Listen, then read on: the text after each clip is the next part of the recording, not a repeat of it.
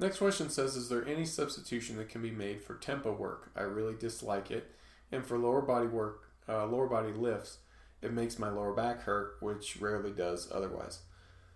Um, yeah, like with anything, there are substitutions that can be made. But before we get to that, I just want to cover the purpose of the tempo work.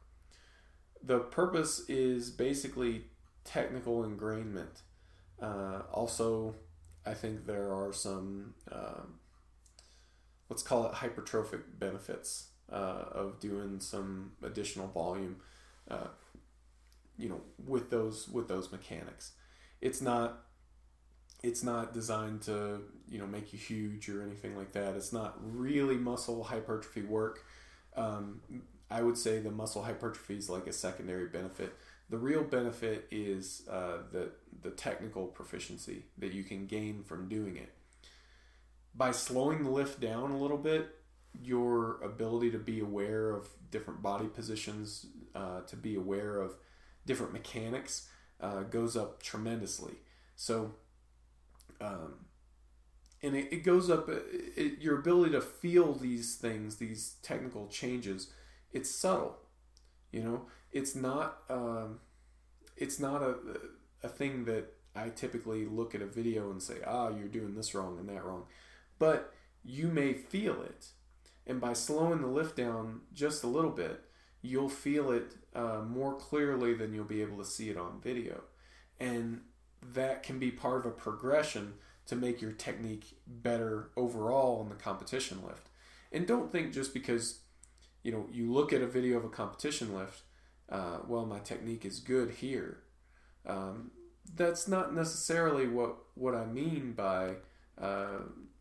It doesn't necessarily mean that you don't need technical proficiency. You don't need technical improvement. Doing some work that's dedicated on improving your technique even further is still a good investment. So, with all that said, if you still need to replace tempo work, that's fine. It's a supplemental movement. So the replacement should target the muscle group that's holding back your lifts the most. In order to know that, you need to have a weakness analysis on your competition lifts, preferably some heavier competition lifts as well. If you have any doubt, if we're talking about squats, you need to do something that trains quads. If we're talking about bench press, we want to do something that trains chest.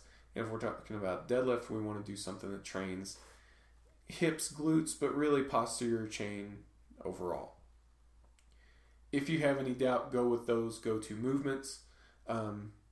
It's for most people, most of the time, those movements cover your bases. At a minimum, getting stronger, getting better able to contract those muscle groups isn't going to hurt you. It's going to help you to some degree.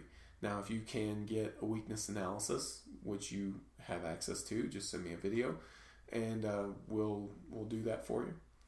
If you can get a weakness analysis, that will allow you to zero in on what you need in terms of your supplemental lifts a lot better. So hopefully that answers your question. Let me know if there's any follow-up.